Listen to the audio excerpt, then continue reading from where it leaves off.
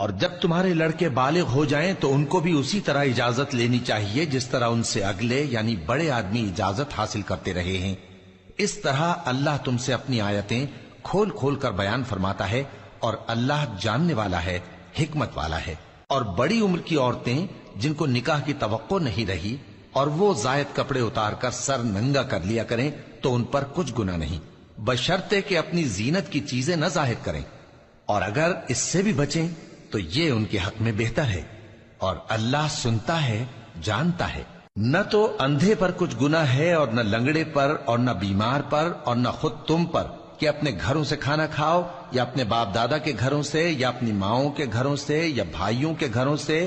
یا اپنی بہنوں کے گھروں سے، یا اپنے چچاؤں کے گھروں سے، یا اپنی پھوپھیوں کے گھروں سے، یا اپنے ماموؤں کے گھروں سے، یا اپنی خالاؤں کے گھروں سے، یا اس گھر سے جس کی کنجیاں تمہارے ہاتھ میں ہوں، یا اپنے دوستوں کے گھروں سے۔ اور اس کا بھی تم پر کچھ گناہ نہیں کہ سب مل کر کھانا کھاؤ یا جدا جدا۔ پھر جب گھروں میں جایا کرو تو اپنے گھر والوں کو سلام کیا کرو، یہ اللہ کی طرف سے مبارک اور پاکیزہ تحفہ ہے۔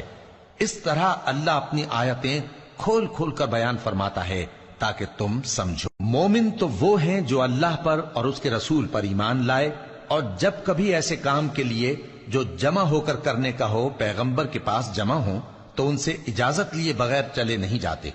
اے پیغمبر، جو لوگ تم سے اجازت حاصل کرتے ہیں وہی اللہ پر اور اس کے رسول پر ایمان رکھتے ہیں،